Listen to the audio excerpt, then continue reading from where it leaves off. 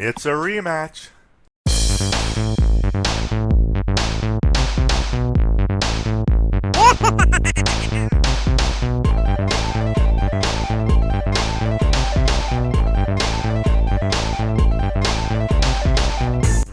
All right. Stormcast Eternals, Hammers of Sigmar, against Nighthaunt, Scarlet Doom. Here we go. It's a rematch against Jeffrey, who I played in round 3 of my previous one-day event. I've played against Jeffrey a few times. I think 3 out of my last 8 games against Jeffrey, so it's really good to play him. We're going In the Presence of Idols, which is a battle plan that I really like. You just basically pick a quarter, and 9 inches away from the center, you deploy. Second player can choose the Proving Ground, which can only be contested by Galatian veterans, and you just basically go from there. Hold 1, hold 2, hold more. There's nothing fancy. You have to have your hammer unit kill his hammer unit, which is an idle unit kill their idle unit. After that, we're good to go. Let's take a look at the lists. Jeffrey's running the same list as before. It's the Hammers of Sigmar, No Place for the Weak. He's got Krondis, so we know Krondis probably has some endless spells. He's got Chronomantic Cogs, Horrorghast, and Purple Sun. Last time the Horrorghast really did a number on us because it killed our unit of 30 Blade Guys because they had to run away. Purple of Sun of Shaiish I'm not too afraid of anymore, but he does have the long strikes. They can shoot in the hero phase whenever they want. The Aether Wings are annoying. The Dracothian Guard Tempestors are strong. It's a mobile shooting platform. We'll take a look at what they do. In case you guys don't know, Vanquishers, they're good. 2 units of 5. They get bonus attacks against the units if they have 5 models, 1 attack, 10 models, 2 attacks. So you're looking at possibly 20 attacks swinging out of those little guys. Pretty good list. He's got Lord Relictor, Master of Magic, trying to get those spells off.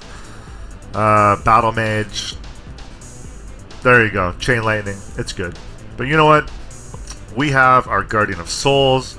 He's the Master of Magic. We are running Olinder. She also has 2 Dispels. We have a Cruciator and 10 Mirrormorn Banshees. We didn't have those last time around. Now we do. It's an extra protection against magic that we really need, especially if we're going to see all those endless spells and Purple Sun. If the Purple Sun chooses to affect a unit, and Mirrormorn Banshees are wholly within 12 inches of that, they can roll to unbind it. So anytime the opponent chooses a unit, they try to unbind. It's really strong. That even works for the Horrorghast.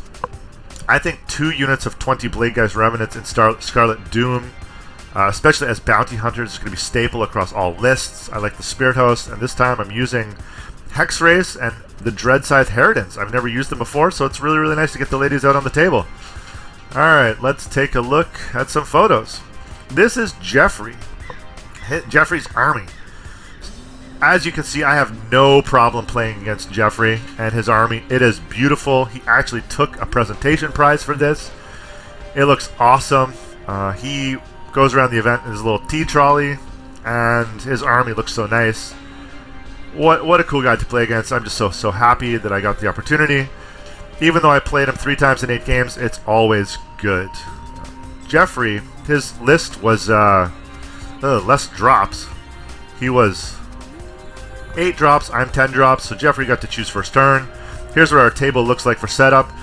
Jeffrey's army was so beautiful, remember? So beautiful. Ours, we keep in the filing trays, because we don't worry about presentation until we become better as a player. Then we'll start competing for some prizes. Maybe. Here we go. We got the objective markers down. Getting the objective markers on your table in deployment and getting things set up is super important to have a smooth game. I've got my dice ready. I've got my game aids ready. I got the cards ready. I printed my battle tactics just to keep things flowing, so that I generally know what I'm going to be doing over the first few turns of the game. We know there's some certain things that's going to happen. It'll be 9 inches back from here, in the center. And I'm pretty sure that Jeffrey's going to give me the first turn. Whether he does or not, I don't really know, but I'm going to try to deploy accordingly. I have a plan, which is basically going to be to move out and take 2 objectives. I don't know which 2. He's probably going to choose a proving ground for one of them, but we're just going to try to play around that. So as you can see, it's deployment here. I have my characters back further this time. I'm going to screen out with some dread sides. I'm going to screen out here. I know he can't reach me unless he tries to do that teleport 9 inches away, shoot, and then charge thing again. But as we've explained to you, a 9-inch charge re-rolled is only a 48% chance. If he does that and he fails, it's game over. I'm going to kill whatever went in there. That's okay. I think deployment's a mind game. He's pretty far back in his castle. As you can see, if you measure the 9 inches, he's far back. So if this is 18, he's about 24 inches back. I deployed my casters so that they were in range to unbind, still just in 30, and I think Krondis is going to appear behind this tower thing. Table is beautiful. Jeffrey's army is beautiful. I think the scenery and all the battle mats at this event were really, really good. Yeah, as you can see, that's where Krondis had wound up. And here's how I wound up. I have the Chain Wrath screening, the Blade Guys here, I have the Banshees here protecting this bubble. These are in case something gets translocated on this side, and the Hex Race, because of their movement, are just in the backfield to prevent him wanting to maybe try some backline shoot and charge. Anything is possible. In hindsight, I probably should have had them further back up here in a line, because I want them to push out and make a screen in case something goes wrong on one objective. They're a mobile screen. If they're going to go into combat and do some damage, that's a bonus. I just want them there for their mobility. Here's Jeffrey. Beautiful man. Really, really putting some thought into what he's going to do. He takes his time. He's very deliberate. It's great to play against him because we're playing for fun. Even though this is a tournament setting, really, I can't wait to play him again. It's going to be good. I know it's going to be a good game. He gave me first turn, obviously. I got my game aids ready. This one is All Arcane Bolt was cast onto a Linder, and I basically just pushed up to take the objectives. This one is the Proving Ground, but the Blade Guys are Galician veterans, so I just wanted to get up on there, touch it, so that I can contest it and control it. And at the end of the round, I control all three. These Dreadside Harridans, they got both spells off. They got Shade Mist and Seal of Shayesh. So I think with these ones and these Chain Rasps here, it's pretty far away. Like if he was to move up, it's like a 10 or 11 inch charge, but I know he's going to move up and shoot, or he's going to translocate them on a 1 and then teleport them wherever they want. I didn't know if he was going to go here or here, but I'm pretty happy with my first turn. I just didn't want anything kind of coming in behind and then taking out these Banshees. If he teleports behind here and takes out these Banshees, I'm really susceptible to the Purple Sun and the Horrorghast and Chain Lightning and Krondy spells. Even though I have 4 spellcasters, I think it's better safe than sorry. So I use these Hex Rays as a backfield kind of zone out for the time being. Take a look at the room. A lot of really happy players just playing around. Jeffrey's taking some time to think about what he wants to do. In his hero phase, he gets the Purple Sun off. I think I managed to unbind Cogs. I thought that spending the Master of Magic reroll to unbind the Cogs was a necessary thing to do, because I didn't want him getting Purple Sun off on an 11 or 12, but he got it off anyways. Krondy's bonus to cast is really, really helpful, so I'm okay. I thought I'm in a good spot. I had pushed out. He's getting his spells off. He's got his Horrorghast out, which is here. I think in this... Yeah, at the end of his hero phase, I think that he was going to come in with these Vanquishers. They were going to come in here, they're going to charge. Because they get 20 attacks, and they're probably on a 2-up, I think he thought that he was going to smash these, and then extra models were going to flee to the Horrorghast. It didn't exactly work out for him, but his other move here at the end of the movement phase, he's trying to decide where he wants to put the Tempestors. Do you guys really want to know what Tempestors do? Let's just check out what's going on at Wahapedia. So Wahapedia, Dracothian Guard Tempestors, for those who don't know what they do, They move 10. They have 6 wounds each. They're 220 points. So 440 points for 12 Volley Storm crossbow attacks plus 4, possibly 4d3 mortal wounds. So the trick is with the Volley Storm crossbow is that his 12 attacks, which he's probably going to all-out attack with, so 12 attacks are hitting on 2s, so 10 of those are going to hit, which is going to turn into 20 hits. So 20 hits, wounding on 3 is going to turn into about 14 wounds. It doesn't matter if you have a 4-up ethereal save, 7 of those are going to go through. If you get half of those 4-up mortals through, so that's 10 wounds going through on that unit, which is pretty strong. I don't know. I'm afraid of them. People like the Fulminators better because they can charge and blow stuff up. I think Jeffrey plays with these Tempestors very, very well. Before he used them as a hammer. Now he's playing a little bit more finesse with them just to try to figure out what he wants to do. He wound up dropping them here, and the Aether Wings have come down to give the bonus to hit on this unit.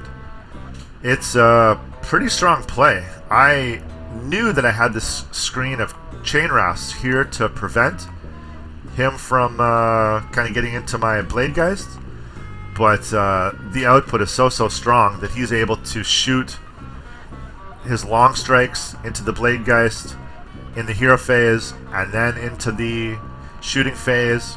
Takes out a bunch of Bladegeist. I know that the Tempestors are going to wipe this unit of Chain Rasps. They're gone. Not even leaving one model. If I did, they would run because the Horrorghast is here. Yeah, so I know I'm in a good spot, but could be in a bad spot if he gets some rolls off. At the end of the shooting phase, yeah, he's taken a lot of my Bladegeist Revenants off. I know that some are going to flee. I have, 1, 2, 3, 4, 5, 6, 7, 8, 9, 10. So I have 10 here, so I'm going to lose D6 plus D3, and I'm super lucky. I think I only lost like 4 or 5 of them. Could have been way worse. The Chain Rasps are gone, and yeah, Jeffrey's shooting has again taken care of one of my key hammers.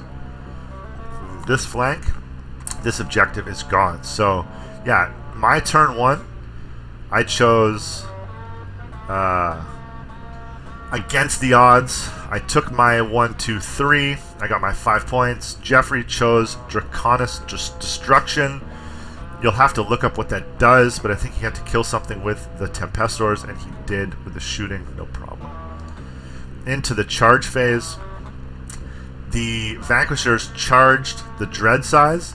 At the beginning of the combat phase, I used my Arcane Bolt to do a mortal wound on the Vanquishers, which activated the 3-up on the Dread Size. So he only killed 2. He only killed 2, so that means I had 8 attacking back at him. So 8 was 32 attacks, and I wound up lifting like 2 or 3 of them, and I think another one of them fled because of the Horrorghast, and that's just it. He didn't even need to flee for the Horrorghast because he couldn't use Inspiring Presence. I don't think Jeffrey thought that he was going to go into these ladies and lose more models than he killed, but that was it. This is what it looks like at the end of the round. We're going into turn 2, and I'm not exactly sure what to do because I have 3 Bladegeist, 3 out of 20 of my Bladegeist left, and I really haven't killed anything of his at the end of the first round. I killed 4 Vanquishers, so there's this guy who's stuck around, unfortunately, because now he's just annoying, but I can retreat and charge, and it's no big deal. My hero phase, luckily I won priority, and I automatically chose eye for eye. I knew I could kill this guy no matter what.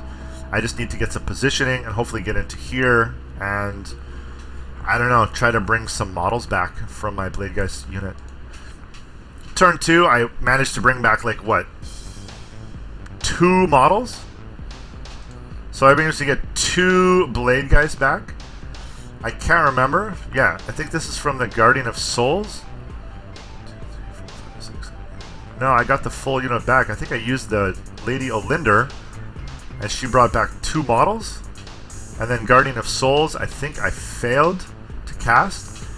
I only got the Seal of Shaiish off on the Dread side, so they have the 5-up ward. And then my plan here is for the hero phase is to, if the Purple Sun's going to affect any of my units, I'm going to try to unbind it with the Banshees. That was fine. The Horrorghast, I think I unbound. And I want to go into here. Charge the Aether Wings on the side, and then pile into the Vanquishers so that he cannot unleash hell on me here. That was my plan on turn 3. Turn 2, I chose eye for an eye, and I was feeling pretty good. Here's what it looked like the end of my charge phase. In my charge phase. As you can see, I'm 3 inches away here. So I knew that if I killed the Aether Wings with the Bladegeist Revenants, then I'd be able to pile in here. I didn't think that I had enough Bladegeist to charge into his Tempestors here. I thought that he was just going to roll the 4-ups and they would die to Unleash Hell. And these 5 models weren't going to do any damage. So 5 models, 15 attacks, possibly a mortal wound. Maybe I would have killed 1. I'm not so sure. In hindsight, maybe he would have been tied up there with 1 model left, but there's a good chance that I would have died and done nothing. So this guy, Lady Olinder, didn't lift the veil. I rolled a 1, so this Vanquisher is still alive. I know I have to deal with him as I'm doing my charges. I have to actually charge in some of my support characters, which I didn't want to do because I didn't want to get them too far away from the Spirit Hosts. And that's how it goes. So before I piled in, the Vanquisher was dead. I got my eye for an eye. I know that I hold 1, hold 2. I killed 2 of the Vanquishers here. The Dread Scythe Harridans are in his lines. They're really, really pushing up. I think I'm in a good spot. As you saw here, I moved my Hex Wraiths over. I should have put them over more this way as a screen. I should have ran them and then pushed this way as a screen, just to keep the Tempestors further away from the pocket here. Because if I leave it like this, I'm susceptible to the double. If I push it here, then maybe the double is going to be a little bit better. But I didn't. That's a mistake I'm going to have to live with. Here you can see going into the end of my turn, I'm good. Here's where the board layout is. And into Jeffrey's turn 2, he also chooses eye for an eye. So he wants to really get on this objective. I don't think he can get on this objective, but he wants to get here. And this is what he does. So end of his movement phase, he's going to drop down and try to charge here. That didn't go off. He really, really worked hard to get into this unit here. He was able to move up and then shoot a bunch of stuff and then charge into here. So he got eye for eye, but only held 1 objective, so he got 3 points. So at the end of round 2, it's 10 to 6 for me. I think I'm doing really, really good. If I get priority, I'll be fine. But no, this purple dice from the Baron of Dice let me down. I didn't win the priority, and Jeffrey now has the double going into turn 3. He chooses gaining momentum, which we decided was a fitting choice, because if he gains momentum, he's going to have the game. He's going to really, really try to hold 2 objectives and kill something. So I know he's going to try to push up onto this objective as best he can. I knew he had a lot of shots to be able to do it, and Krondies is now loose to do what he wants. This is how it looked at the beginning of his turn, where his models are here. I haven't killed any Tempestors. He's killed these Bladegeists. Well, he's killed these Hex Wraiths. They moved, shot, charged, didn't do so much damage. I'm still sticking around, but in the shooting phase, he's going to be able to shoot all of this stuff. Like, I only have 1, 2, 3, 4, 5, 6, 7 wounds left. And as we said, like, you can do the 10 wounds automatically just with their standard profile. Like, they'll average 10 wounds. Here, this is the charge phase. These Tempestors or Vanquishers are moving up to charge the Dread sides here. I'm okay with that. He is Bounty Hunter, I'm Bounty Hunter. I'm pretty sure if he charges me, I'm still going to have enough to wipe him. But here in shooting, he did exactly what I thought he was going to do. That shooting killed all of my guys, and that allowed him to charge into all my support stuff here with my heroes that only have one Spirit Host left. This is what it looked like with Lady Olinda really stepping it up and tanking a bunch of stuff. The Krulgas Crusader doing a lot of work to take their 2 damage down to 1 damage. But in the end, just couldn't hold the middle. And here, his Vanquishers, they wound up killing 10 of my Blade Geist. Sure, they died in return, but killing 10 Blade Geist is really what he thought was going to happen when he charged the Dread sides. I don't have too much left at this point. The Guardian of Souls died to shooting, and that's it.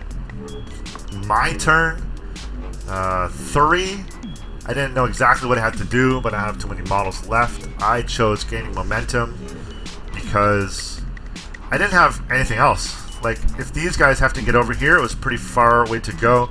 I knew that if I moved over here, he's just going to translocate and take this objective. I didn't have anything left mobile to take this objective, so I just had to fight for the center. And that's what I did. Jeffrey is now 11 points to my 10. Turn 3, gaining momentum. Here's what I'm trying to do. Just trying to make it work with all the heroes in the middle here. I was able to kill a bunch of Tempestors. Like, I didn't even bother attacking Krondys. I just put all the damage into the Tempestors. I knew that if I did it, I'd have a better chance. Krondys is only 5 models, so 5, 6, 7, 8, 9, 10, 11. No, 5, 7, yeah, 5 and 8, 13. So he had 13 against my 4. I wasn't getting that objective back. As you can see at the end of the round, still not good. I didn't get gaining momentum. I didn't hold the center objective. I only got 1 point. So after round 3, it was 11-11, tie up. If I win the priority here, maybe I have a chance, but he still has way more points than I do. I didn't win the priority. I got a 2 again. He chose Desecrate. He already holds 2 objectives. He just has to translocate these long strikes to this terrain piece, which he does, and that's basically the game. He's got 16 points now. I don't really have an army left. Lady O is still there. I'm going to get my grand strategy, which is Fight or Flight. But at the end of his turn, round 4, I didn't have anything left. Like, I had just these 3 Blade Geists, and that was it. You know, really, really good game. Jeffrey played very smart. I'm super happy to play.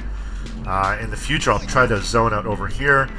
And yeah, I don't think I would do anything differently. I'm really happy with the way my army played. This is not my first game of Age of Sigmar, but again, it's less than 10 games that I've played in this new edition, and I'm really, really having a good time. As you can see, I have all my game aids to try to figure out which battle tactic I'm going to do. And thank you guys so much for listening. Thanks for watching. If you really, really enjoyed, leave a comment with any questions or concerns. And as always, enjoy your gaming.